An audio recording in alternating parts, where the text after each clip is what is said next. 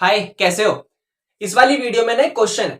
ये ट्रिग्नोमेट्री का क्वेश्चन आप लोगों को दिख रहा होगा। बहुत ही प्यारा सा क्वेश्चन है, बहुत ही सिंपल सा क्वेश्चन है कि 3 प्लस कोसेक्स का whole square is equal to 4 minus 2 के साथ sign to the power 8x। ये यहां पर हमारे सामने ट्रिग्नोमेट्री का क्वेश्चन है। एक छोटी सी चीज आपको क्लियर कर दूं, इसके पीछे की कहानी बताता हूं, फिर आपको वो छोटी सी चीज भी क्लियर कर दूंगा। जब मैंने इस क्वेश्चन को देखा ना, तो मुझे लगा कि ये क्वेश्चन बहुत ही इजी है। जब मैंने इस क्वेश्चन को, क्योंकि हमारे, आपको पता है हमारे चैनल का नाम है मैथ विद आकाश त्रिपाठी, तो उसमें काफी सारी ना मैथ्स की ही रिकमेंडेशन आती रहती हैं, बहुत सारी रिकमेंडेशन आती रहती हैं। क्योंकि जब क्वेश्चन वगैरह कोई सर्च करते हैं या कुछ करते हैं तो ऐसे बहुत सारे रिजल्ट आते रहते हैं। तो वैसे ही इस वाले यहाँ पर इस क्वेश्चन की रिकमेंडेशन आई। हमने कहा कि चलो ट्रिग्नोमेट्री है, ट्रिग्नोमेट्री देख के ना वही वाला हाल होता है। जैसे वो नहीं होता जब बच्चा कोई गेम वगैरह खेलता है, या फिर स्कूल से जब छुट्टी की बेल बजती है तो वो वाली खुशी होती है। तो कुछ वैसी ही खुशी मुझे यहाँ पर इस ट्रिग्नोमेट्री के क्वेश्चन को देखकर हुई। मैंने कहा ठीक है, आ जाओ सॉल्व करते हैं। मैं अपनी कॉपी पेन लेके बैठा, मैंने सॉल्व करने स्टार्ट करा। मेरे मन में आया कि सबसे पहले ना एक काम करता हूं। क्या? कि मैं यहां पर इस वाले रिजल्ट के होल स्क्वायर को एक्सपेंड करता हूं, उधर का भी मैं काम करता हूं, 2 कॉमन लेता हूं, और यहां पर जो साइन की पावर 8x है उसको कुछ कोस वगैरह में चेंज करता हूं, वो 1 माइनस कोस स्क्वायर की पावर 4x, इस टाइप का कुछ करता हूं और क्वेश्चन को आगे बढ़ाता हूं। ऐसे करा भी, क्वेश्चन को आगे भी बढ़ाया, लेकिन आगे जाके ना बहुत गंदा फंस गया। फंसने का मतलब हो सकता है कि मैं उस पोजीशन के आगे नहीं सोच पाया कि अब इसके आगे कौन सा स्टेप लगाऊं या कैसा रिजल्ट लगाऊं ताकि क्वेश्चन और आगे सॉल्व हो जाए। कहने का साफ साफ मतलब है कि उस स्टेप के आगे मैं फंस गया। फिर मेरे मन में आया कि चलो एक काम करते हैं, इस 3 को ब्रेक कर लेते हैं 2 प्लस 1 में, और फिर 1 प्लस कोसेक्स का फॉर्मूला लगा देंगे। फिर उसके बाद वो 1 plus cos x 2 cos square x by 2 हो जाएगा। वहां से उसको कुछ साइन वगैरह में चेंज करके फिर साइन साइन बना लेंगे, इक्वेशन बन जाएगी, सॉल्व कर लेंगे। उसको सॉल्व करा, वहां भी फंस गया। फिर मेरे मन में आया कि चलो एक काम करते हैं, ये साइन की पावर 8x दिख रहा है, इस साइन की पावर 8x को लिखते हैं 2 sine x by 2 into cos x by 2 की पावर 8। उससे करा, पावर 8 आ गई, 16 आ गई, बहुत ही गंदा फंस गया, वहां भी हो गया। मतलब इस क्वेश्चन को देखने में लगा कि बहुत ही इजी क्वेश्चन है, बच्चों वाला है, 2 मिनट में करके फेंक देंगे, ऐसा क्वेश्चन था। लेकिन जब करने बैठे तो बिल्कुल बिल्कुल मतलब कहते हैं ना कि हुआ ही नहीं। मतलब आपने 2-3 स्टेप करा, उसके बाद आगे जाके इतना गंदा फंस गए कि क्वेश्चन हुआ ही नहीं। उसके बाद मैंने क्या करा, मैं मतलब इस क्वेश्चन को हम लोग क्या करते हैं, सॉल्व करने के लिए ना फोटो ले लेते हैं, ताकि फोन तो हमेशा जेब में रहता है, तो कभी भी अगर फ्री बैठे हैं तो फोन में नोट्स है उसमें सॉल्व करने लगते हैं, उसमें बोर्ड है उसमें सॉल्व करने लगते हैं फोन में। तो फोन में फोटो ले रखी थी, बहुत गंदा हो गया, बहुत सोचा, क्वेश्चन नहीं सॉल्व हुआ। फोन में देखा किस चैनल का था, तो मुझे पता चला एक साइबर मैथ, SY, मतलब उन्होंने साइबर का नाम सी नहीं रखा हुआ, उन्होंने अपने चैनल का नाम रखा हुआ है SYBER, साइबर MATH मैथ। उन्होंने इस नाम से यहां पर अपना चैनल रखा हुआ है, कोई इंग्लिश का चैनल है, मतलब बाहर के बंदे का चैनल है। तो उनकी ये वीडियो है, मैंने उस क्वेश्चन को देखा और उन्होंने इस क्वेश्चन को इतने इजी तरीके से करवा दिया, इतने इजी तरीके से करवा दिया। मतलब मैं ये देखकर शॉक था कि क्या यार, मतलब इतना हार्ड क्वेश्चन क्या इतने इजी तरीके से भी हो सकता है? इतना हार्ड क्वेश्चन क्या इतने इजी तरीके से बंदा बहुत ही आसानी से करवा सकता है? मतलब उसने ना एक ऐसा मेथड बता दिया कि जो ना हमें आज तक पता ही नहीं था। आज तक नहीं पता था, इतने बड़े हो गए करते करते, लेकिन आज तक पता ही नहीं था कि चीजों को अप्रोच ऐसे भी करा जा सकता है, ये पता ही नहीं था। तो हाँ, क्वेश्चन को खुद ना करने का थोड़ा दुख था, लेकिन एक नया मेथड सीखने की उतनी ज्यादा खुशी थी। तो मुझे लगा कि इस क्वेश्चन की वीडियो तो डेफिनेटली बनानी चाहिए, डेफिनेटली बनानी चाहिए। तो फिर यहां पर हम लोग वही करने आए हैं। इस क्वेश्चन को मैं आपको अपने तरीके से बताऊंगा, मतलब मेथड तो हमारा वही रहेगा, लेकिन मेरा एक्सप्लेन करने का मेथड थोड़ा मेरा होगा, उसको समझिएगा। चलिए क्वेश्चन की स्टार्टिंग करते हैं। सबसे पहले एक बात देखो, आपके सामने यहां पर ये एक कुछ मतलब इक्वेशन टाइप का रिजल्ट है, कुछ इक्वेशन टाइप का रिजल्ट है। मतलब लेफ्ट हैंड साइड में भी कुछ ना कुछ लिखा हुआ है और राइट हैंड साइड में भी कुछ ना कुछ लिखा हुआ है, और दोनों लेफ्ट हैंड साइड और राइट हैंड साइड के बीच में जो सिंबल है, सिंबल वो इज इक्वल टू का है। लेफ्ट हैंड साइड और राइट हैंड साइड के बीच में जो सिंबल है वो इज इक्वल टू का है। इसका मतलब समझते हो? अगर लेफ्ट फंक्शन और राइट वाले फंक्शन के बीच में इज इक्वल टू का सिंबल लगा हुआ है, तो इसका यह मतलब है कि आप ना जब यहां पर x की वैल्यू पुट कर दोगे, मतलब आपकी x की वैल्यू आ जाएगी, जैसे मान लीजिए x की वैल्यू आई 0, मान लीजिए x की वैल्यू आई 0, तो आप उस 0 को उठाकर यहां पर पुट करिए। पुट करने के बाद आपको कुछ ना कुछ लेफ्ट हैंड साइड मिल जाएगी। आप उसी x इज इक्वल टू 0 को उठाओ और उसको राइट हैंड साइड में पुट कर दो, तो भी आपको कुछ ना कुछ वैल्यू मिल जाएगी और दोनों वैल्यू ना आपस में इक्वल आएंगी, क्योंकि आपने जब इसको सॉल्व करा तब आपके पास x इज इक्वल टू 0 आया। मान लीजिए x की वैल्यू 10 आती है, मान लीजिए x की वैल्यू 10 आती है, तो आप उस 10 को उठा के, मैंने मानने के लिए कहा है, लेट करने के लिए कहा है, तो आप उस x की वैल्यू जो 10 आई है उसको उठाइए, उठा के लेफ्ट हैंड साइड में भी पुट करिए, उसको राइट हैंड साइड में भी पुट करिए, और दोनों को जब आप सॉल्व करेंगे तो लेफ्ट हैंड साइड और राइट हैंड साइड आपस में इक्वल आएगी। तो हम ना यहां पर यही करेंगे, हम लोग पहले ये देखेंगे कि जो लेफ्ट हैंड साइड वाला फंक्शन है वो अपनी वैल्यू कहां से कहां तक दे सकता है, वो अपनी वैल्यू कहां से कहां तक दे सकता है। ऐसे ही हम लोग देखेंगे कि भाई जो हमारा राइट वाला फंक्शन है वो अपनी वैल्यू कहां से कहां तक दे सकता है। हम ये भी देखेंगे, लेफ्ट वाली बातें भी देखेंगे, हम राइट वाली बातें भी देखेंगे। और लेफ्ट वाला फंक्शन और राइट वाले फंक्शन की जब वैल्यूज देख लेंगे कि भाई ये यहां से यहां तक दे रहा है, वो वहां से वहां तक दे रहा है, तो दोनों में कॉमन पॉइंट देखेंगे कि वो कौन सा कॉमन पॉइंट है जहां दोनों ही सेटिस्फाई हो रहे हैं, जहां दोनों सेम वैल्यू दे रहे हैं। क्योंकि अगर बीच में इज इक्वल टू का साइन लगा हुआ है, मतलब लेफ्ट साइड की वैल्यू और राइट साइड की वैल्यू आपस में सेम आएगी। तो हम लोग वही देखेंगे कि लेफ्ट में और राइट में वो कौन सा पॉइंट है, वो कौन सा इंटरवल है, वो कौन सा मतलब क्या है कि जहां पे दोनों ही फंक्शन इज इक्वल है, आपस में इक्वल है, हम उसके पीछे पड़ेंगे और फिर अपनी कहानी को आगे बढ़ाएंगे। इतना समझ आया? तो सबसे पहले एक काम करते हैं। क्या काम करोगे? अपने लेफ्ट हैंड साइड वाले फंक्शन को पकड़ते हैं। लेफ्ट हैंड साइड वाला फंक्शन को ध्यान से देखिए, क्या लिखा हुआ है, 3 प्लस कोसेक्स का होल स्क्वायर, 3 प्लस कोसेक्स का होल स्क्वायर। अब मुझे एक बात बताओ, 3 प्लस कोसेक्स के होल स्क्वायर में वेरिएबल, मतलब जो हमारा फंक्शन है, वेरिएबल जो मेन है वो कौन है? आप देख सकते हैं कि वो हमारा यहां पर कोस है, वो हमारा यहां पर। अब अप्रोच देखना, बंदे ने क्वेश्चन को किस तरीके से अप्रोच करा, मुझे उस पे मतलब वो मेरे को बहुत अच्छा लगा, उस बंदे का बहुत अच्छा लगा। मैंने पहली बार इवन लाइफ में ये चीज सीखी कि क्वेश्चन को ऐसे भी करा जा सकता है। फिर 2-3 क्वेश्चन सेम ऐसे ही पकड़े, उससे सॉल्व करा, हो गया। मतलब ये वाला मेथड अब जिंदगी भर याद रहेगा, तो आप भी वैसे ही समझिए। 3 प्लस कोसेक्स का होल स्क्वायर लिखा हुआ है। सबसे पहले मैं अपने ट्रिग्नोमेट्री फंक्शन कोस को पकड़ूंगा, सबसे पहले मैं अपने ट्रिग्नोमेट्री फंक्शन कोस को पकड़ूंगा और ये सोचूंगा कि कोस फंक्शन अपनी वैल्यू कहां से कहां तक देता है, मतलब कोस फंक्शन का रेंज क्या होता है। तो हमें वो पता है कि जो कोसेक्स फंक्शन होता है उसकी वैल्यू सबसे मिनिमम वैल्यू -1 होती है और सबसे बड़ी वैल्यू +1 होती है। इसलिए मैंने मना करा कि 10th क्लास वाले बच्चे इसको ना देखें, क्योंकि वहां वैल्यूज वगैरह का काम नहीं होता। हाँ, 11th 12th क्लास में या हायर क्लासेस में ये सब चीजें आती हैं।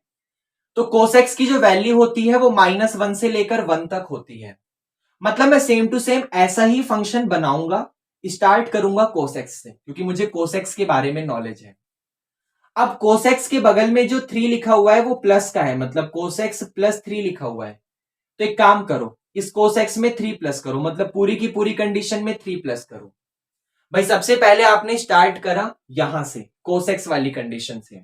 कोसेक्स की जो वैल्यू होती है वो -1 से लेकर +1 तक होती है। अब इस वाली कहानी में जो कोसेक्स है उसमें 3 प्लस भी करना है, तो मैं अपनी इस पूरी की पूरी कंडीशन में 3 को प्लस करूंगा। तो देखो क्या मिलेगा, -1 + 3, यहां पर भी 3 प्लस होगा, यहां पर भी 3 प्लस होगा और यहां पर भी 3 प्लस होगा। इतना समझ आया? अब यहां -1 में 3 को प्लस करोगे तो आपके पास 3 में से 1 गया, 2 आ जाएगा। वहां पर आपके पास हो गया 3 प्लस कोसेक्स, 3 प्लस कोसेक्स, और यहां पर हो गया 1 + 3 मतलब 4। इतना आपको समझ आया? अब 3 प्लस कोसेक्स के बाहर की तरफ हमें स्क्वायर भी करना है, तो आप लोग इस वाली कंडीशन, पूरी की पूरी कंडीशन का स्क्वायर कर दो। तो इसका स्क्वायर करोगे तो 2 का स्क्वायर हो जाएगा। हम लोग ना बस इस फंक्शन की वैल्यू के पीछे भाग रहे हैं, इस फंक्शन की वैल्यू के पीछे भाग रहे हैं, मतलब सेम टू सेम ऐसा फंक्शन बनाएंगे। तो 3 प्लस कोसेक्स मिल गया। अब बाहर की तरफ होल स्क्वायर भी करना है, तो यहां 2 का स्क्वायर, यहां पर हो जाएगा 3 प्लस कोसेक्स का होल स्क्वायर और यहां पर हो जाएगा 4 का होल स्क्वायर। इतना आपको समझ आया। अब ये 2 का स्क्वायर आपके पास 4 हो जाएगा, यहां पर आपके पास एज इट इज रहेगा 3 प्लस कोसेक्स का होल स्क्वायर और यहां पर 4 का स्क्वायर आपके पास 16 हो जाएगा। अच्छा वीडियो तो क्लियर आ रही है ना? हाँ बिल्कुल क्लियर है। तो 3 प्लस कोसेक्स का जो होल स्क्वायर है उसकी सबसे मिनिमम वैल्यू 4 है और सबसे मैक्सिमम वैल्यू 16 है। ये 4 भी देगा क्योंकि इज इक्वल टू का साइन लगा हुआ है, ये 16 भी देगा क्योंकि इज इक्वल टू का साइन लगा हुआ है। तो ये अभी हमने यहां पर लेफ्ट हैंड साइड को सॉल्व करा। जरा ऐसे ही राइट हैंड साइड के पीछे पढ़िए, ऐसे ही same to same right hand side के पीछे पढ़िए और मुझे ये बताइए कि यहां पर वो कौन सा ट्रिग्नोमेट्री फंक्शन है जिससे मैं स्टार्ट करूं। तो वो फंक्शन है यहां पर साइन एक्स। साइन की पावर 8 को मत लेना, उसके पीछे बाद में पढ़ेंगे। अभी ट्रिग्नोमेट्री फंक्शन कौन है? Sine x. तो एक काम करो, साइन एक्स से स्टार्ट करो और सिर्फ ये सोचो कि साइन एक्स की वैल्यू कहां से कहां तक होती है। तो साइन एक्स की भी सेम वैल्यू -1 से लेकर +1 तक होती है।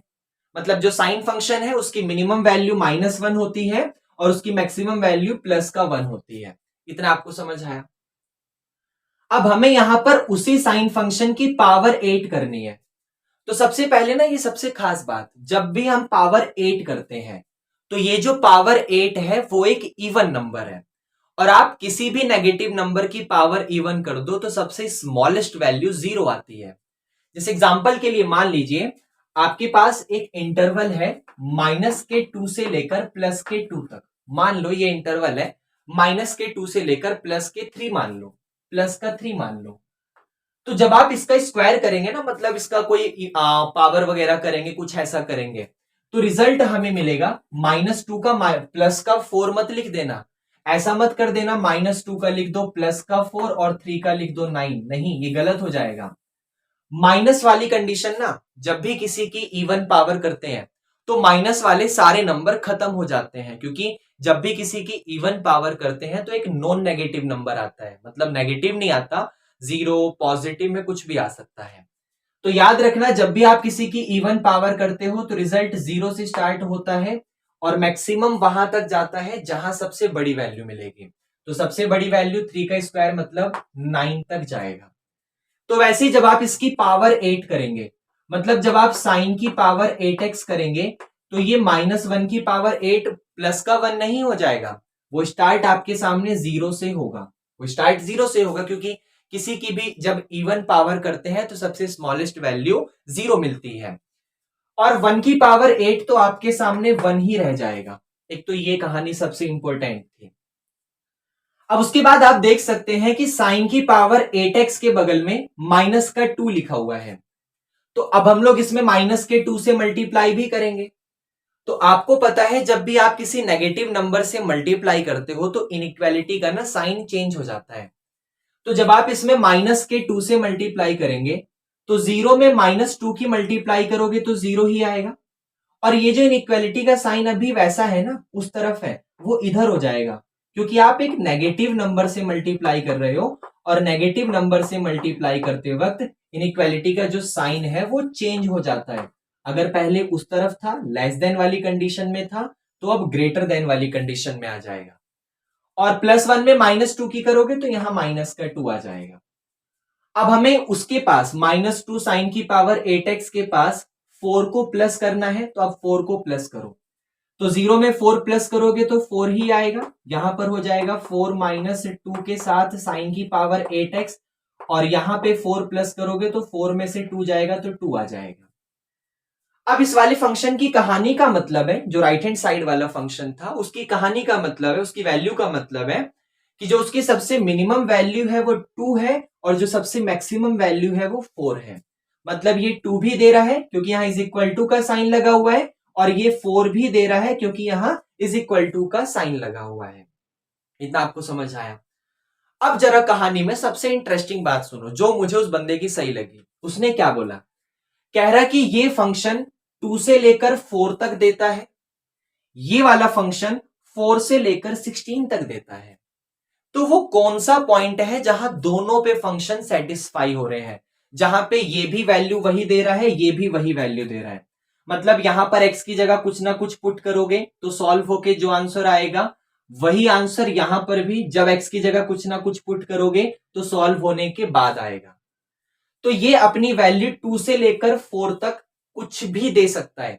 ये कभी सॉल्व करोगे तो 2 देगा, कभी 2.1 दे देगा, कभी 3 दे देगा, कभी 4 दे देगा, कुछ भी दे सकता है। और ये बंदा अपनी वैल्यू 4 से लेकर 16 तक देता है। 4 दे देगा, 4.7 दे देगा, 9.8 दे देगा, 10.6 दे देगा, 16 दे देगा, कुछ भी दे देगा। तो वो कौन सा पॉइंट है जहां पर दोनों सेटिस्फाई हो रहे हैं? वो पॉइंट है 4, क्योंकि इसके पास भी 4 आ रहा है, ये 2 से 4 तक है और ये 4 से 16 तक है। वो 2 से 4 तक है और ये 4 से 16 तक है। तो दोनों सेटिस्फाई कहां पे हो रहे हैं? दोनों सेटिस्फाई हो रहे हैं 4 पे। मतलब जब आप इसको सॉल्व करोगे, x की वैल्यू पुट करके जब इसको सॉल्व करोगे तो सॉल्व होने के बाद आंसर 4 आएगा, और जब इसको भी सॉल्व करोगे x की वैल्यू पुट करने के बाद तो सॉल्व होने के बाद आंसर 4 आएगा। मतलब हमें यहां से ये तो पता चल गया, हमें यहां से ये तो पता चल गया कि जो लेफ्ट हैंड साइड वाला फंक्शन है, लेफ्ट हैंड साइड वाला फंक्शन है 3 प्लस कोसेक्स का होल स्क्वायर, वो आंसर सॉल्व होने के बाद 4 देगा। और ऐसे ही जो राइट हैंड साइड वाला फंक्शन है, जो राइट हैंड साइड वाला फंक्शन है 4 माइनस 2 के साथ साइन की पावर 8x, वो भी सॉल्व होने के बाद 4 देगा, क्योंकि दोनों इक्वालिटी 4 पे सेटिस्फाई हो रही है। तो वो भी 4 देगा, ये भी 4 देगा। अब पता है हम लोग यहां पे जब हमें ये पता चल गया कि इसकी वैल्यू 4 है तो इसको सॉल्व करके x की वैल्यू निकाल सकते हैं। तो बच्चों वाला काम है। तो कैसे करोगे? पहले स्क्वायर को हटा दो। तो जब आप स्क्वायर को हटाओगे तो 4 के ऊपर अंडर रूट चढ़ जाएगा, और वो अंडर रूट जब चढ़ेगा तो बाहर प्लस भी आएगा और माइनस भी आएगा। तो ये रिजल्ट आपके पास हो जाएगा 3 प्लस कोसेक्स इज इक्वल टू 4 के ऊपर अंडर रूट चढ़ेगा तो 2 आएगा, और रिजल्ट प्लस का 2 भी आएगा और माइनस का 2 भी आएगा। यहां से कहानी दो जगह जा चुकी है। कौन कौन सी जगह? पहली कहानी है कि जब आप 3 प्लस कोसेक्स को सॉल्व करोगे तो रिजल्ट प्लस का 2 देगा। दूसरी कहानी है कि जब आप 3 प्लस कोसेक्स को सॉल्व करोगे तो रिजल्ट आपको माइनस का 2 देगा। ये दो कहानी हमारे पास है। अब इस वाली कहानी को जरा ध्यान से देखो। प्लस का 3 उधर जाके माइनस का हो जाएगा, तो कोसेक्स इज इक्वल टू आ जाएगा 2 माइनस का 3, और 2 में से 3 जाएगा, इसका मतलब जो कोसेक्स है उसकी वैल्यू आ गई माइनस का 1। अब हमें यह सोचना है कि कोस फंक्शन -1 कहां कहां देता है। तो उसको बनाने के लिए मैंने यहां पर वो बनाऊंगा, इस तरीके से मैं यहां पर क्वाड्रेंट बनाऊंगा। अब हमें यह पता है कि यहां पे 0 डिग्री आता है, यहां पर 90 डिग्री आता है, यहां पर 180 डिग्री आता है, और यहां इसको थोड़ा बड़ा कर दूं, मैं ऊपर वाले पोर्शन को रफ कर दूं। ओके, मैं ऊपर वाले पोर्शन को रफ कर देता हूं, इसको रफ कर देते हैं, इसको भी रफ कर दें। ओके, चलिए अब क्वाड्रेंट को थोड़ा सा बड़ा सा बनाते हैं। अब समझिएगा, यहां पर 0 डिग्री आता है, यहां पर 90 डिग्री आता है, यहां पे 180 डिग्री, यहां पे 270 डिग्री, और सॉल्व होकर यहां पर 360 डिग्री आता है। अगर मैं इसी को रेडियन में बोलूं तो यहां पर 0 रेडियन आता है, यहां पर π/2 आता है, यहां पर पाई, यहां पर 3π/2, यहां पर 2π, फिर ऐसे चलता है, यहां पर 3π, यहां पर 4π, लेफ्ट हैंड साइड में 5π, राइट हैंड साइड में 6π। कहानी ऐसे चलती है। अब सबसे पहले ना कोस फंक्शन -1 कहां कहां देता है, उससे पहले सोचो कि कोस फंक्शन +1 कहां कहां देता है। तो हमें यह पता है कि कोस फंक्शन जो है वो 1 0 डिग्री पे देता है। कोस फंक्शन -1 कहां कहां देता है, उससे पहले आपको यह सोचना पड़ेगा कि कोस फंक्शन +1 कहां कहां देता है। तो कोस फंक्शन +1 0 डिग्री पे देता है। 0 डिग्री पे देने का मतलब वो इधर वाली कहानी पे प्लस की वैल्यू देता है, मतलब +1 देता है। तो उसके अपोजिट साइड चले जाओ भाई। +1 का अपोजिट अगर -1 होता है और कोसेक्स अगर यहां +1 दे रहा है तो इसके अपोजिट वाली जगह पे क्या देगा? इसके अपोजिट वाली जगह पे वो -1 देगा। अच्छा ये तो समझ आया ना, मैंने यहां 0, 2 पाई, 4 पाई, 6 पाई क्यों लिखा? क्योंकि 2 पाई मतलब 360, फिर आगे पूरा राउंड लेकर आओगे 720, फिर आगे पूरा राउंड लेकर आओगे 1080, फिर आगे पूरा राउंड लेकर आओगे 1440, ऐसी कहानी चलती रहेगी। वैसे यहां पर पाई मिलेगा, फिर यहां पे 183 जा कितना होता है, फिर 540 मिलेगा, फिर 185 जा 900 मिलेगा, तो वो कहानी यहां मिलेगी। तो अब हमें यह सोचना था कि कोस फंक्शन -1 कहां कहां देता है। उससे पहले, ये बहुत अच्छी चीज है, बहुत ध्यान से सुनिएगा, उससे पहले मैं ये सोचूंगा कि कोस फंक्शन +1 कहां कहां देता है। तो कोस फंक्शन जो 1 है वो यहां देता है, राइट हैंड साइड में, 0 पे, 2 पाई पे, 4 पाई पे, 6 पाई पे। तो +1 का अपोजिट -1 है, तो इसका अपोजिट इधर पड़ेगा, तो यहां चले जाओ। मतलब जो कोसेक्स है वो -1 कहां कहां देता है, जब x पाई होगा, पाई मतलब 180 होगा, 3 पाई होगा, 3 पाई मतलब 540 होगा, 5 पाई होगा, 5 पाई मतलब 900 होगा, और ये कहानी तो 7 पाई, 9 पाई, 11 पाई, मतलब ऑड नंबर ऑफ पाई पे ये कोस फंक्शन -1 देगा। तो यहां से x की वैल्यू आ गई pi, 3 pi, 5 pi, 7 pi and dot dot dot dot dot, मतलब ऑड नंबर ऑफ पाई पे ये यहां पर -1 देगा। अच्छा इस वाली कहानी के पीछे पढ़ो, प्लस का 3 उधर जाके माइनस का 3 होगा, तो कोसेक्स इज इक्वल टू आ गया -2 -3, -2 और -3 को प्लस करोगे तो कोसेक्स की वैल्यू -5 आ गई, और ये कहानी यहां पर ऑटोमेटिक रिजेक्ट हो जाएगी। क्यों? क्योंकि कोस फंक्शन -5 देता ही नहीं है, उसकी तो सबसे स्मॉलेस्ट वैल्यू -1 होती है ना, तो -5 कहां से आ गया, तो ये वैल्यू तो रिजेक्ट हो गई। अब जरा ऐसे ही आप लोग राइट हैंड साइड के पीछे पढ़ो, इसको जब सॉल्व करोगे तो 4 से 4 गया, वो लेफ्ट साइड को भी सॉल्व कर रहा है, वो राइट साइड को भी सॉल्व कर रहा है। वो पहले लेफ्ट हैंड साइड में वैल्यू निकाल रहा है कहां से कहां तक, वो पहले राइट हैंड साइड में वैल्यू निकाल रहा है कहां से कहां तक, फिर वो दोनों में कॉमन पॉइंट ढूंढ रहा है, फिर वो लेफ्ट हैंड साइड वाले को भी कॉमन पॉइंट के इक्वल रख रहा है, क्योंकि वो भी वही वैल्यू देगा और राइट हैंड साइड वाला भी वही वैल्यू देगा। फिर वो लेफ्ट हैंड साइड वाली वैल्यू को सॉल्व कर रहा है, तो दो अलग अलग पार्ट आ रहे हैं, एक ये वाला पार्ट और एक ये वाला पार्ट। जब वो इसको सॉल्व कर रहा है तो ऐसी इक्वेशन बन रही है, और इसको सॉल्व करने के लिए उसने क्वाड्रेंट की हेल्प ली, और क्वाड्रेंट की हेल्प से पता चला कि x की value pi, 3 pi, 5 pi, 7 pi and so on, मतलब ऑड नंबर ऑफ पाई पे कोसेक्स -1 देता है। अब वो वैसे ही राइट हैंड साइड को सॉल्व कर रहा है, तो 4 से 4 गया, तो माइनस का 2 के साथ साइन की power 8x is equal to 0 आ गया। माइनस का 2 0 के पास डिवाइड में जाएगा तो 0 ही बन जाएगा, मतलब साइन की power 8x is equal to 0 आ गया, डेट मीन्स साइन x की वैल्यू भी 0 आ गई। अब हमें यह सोचना है क्वाड्रेंट की हेल्प से कि साइन फंक्शन 0 कहां कहां देता है। तो साइन फंक्शन 0 यहां भी देता है और यहां भी देता है, क्योंकि 90 पे तो प्लस का 1 देता है और 270 पे तो माइनस का 1 देता है, और 0 के पास प्लस माइनस नहीं होता, इसलिए वो यहां भी 0 देता है और वो यहां भी 0 देता है। मतलब वो इवन नंबर वाले पाई पर भी 0 देता है, वो ऑड नंबर वाले पाई पर भी 0 देता है। और जैसे ही आप इवन और ऑड, जैसे ही आप इवन और ऑड दोनों के दोनों केस को मिलाओगे, पूरा नेचुरल नंबर बन जाएगा। मतलब x is equal to n pi, n pi का मतलब 1 पाई भी हो सकता है, 2 पाई भी हो सकता है, 3 पाई भी हो सकता है, 4 पाई भी हो सकता है, 5 पाई भी, कुछ भी हो सकता है, हर जगह साइन फंक्शन 0 देगा। अब जरा ये सोचो कि x की वैल्यू यहां पे तो सारे के सारे नेचुरल नंबर ऑफ पाई आ रही है, और यहां पे ऑड नंबर ऑफ पाई आ रही है।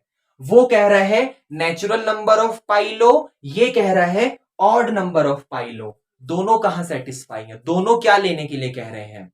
तो देखो, नेचुरल के पास भी सारे ऑड नंबर आते हैं, इसके पास भी सारे ऑड नंबर है, तो ये भी ऑड नंबर पे सेटिस्फाई होगा और वो भी ऑड नंबर पे सेटिस्फाई होगा।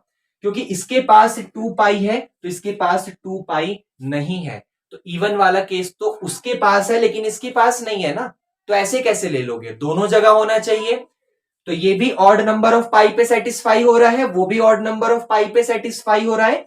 मतलब फाइनल जो हमारे पास एक्स की वैल्यू आ रही है वो आ रही है पाई, 3 pi, 5 pi, 7 pi and so on, मतलब ये वाली वैल्यू। और आप देख सकते हैं ऑड नंबर को जनरल फॉर्म में कैसे लिखा जाता है, 2n+1। ऑड नंबर को जनरल फॉर्म में 2n+1 लिखा जाता है, तो 2n+1 के साथ पाई लगा दो, ये हमारी यहां पर वैल्यू आ चुकी है। तो देखा आपने, इतने से मतलब प्यारे से क्वेश्चन को उसने कितने अलग ही मेथड से सॉल्व कर दिया।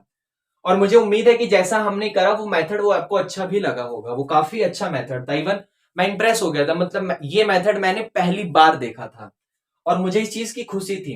क्वेश्चन नहीं सॉल्व हुआ उसका दुख था, क्योंकि ट्रिग्नोमेट्री एक ऐसी चीज है जिसको देखते हम लोग अपनी लार टपकाने लगते हैं कि यार अब तो सॉल्व करके रहेंगे चाहे जो हो जाए, लेकिन नहीं हुआ। उस चीज का थोड़ा दुख था। उससे ज्यादा खुशी इस चीज की थी कि क्वेश्चन को हमने किसी एक नए अप्रोच से सीखा। और सिर्फ ट्रिग्नोमेट्री के नहीं, आज के बाद अगर मेरे सामने कोई एल्जेब्रा का क्वेश्चन आएगा तो मेरे दिमाग में एक वो वाला रास्ता भी रहेगा कि इसको ऐसे ट्राई करके देख, इस तरीके से अप्रोच मार, शायद हो जाए।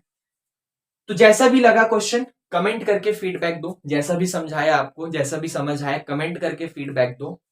कोई नया क्वेश्चन है तो कमेंट में ड्रॉप आउट करो, उसको सॉल्व करेंगे।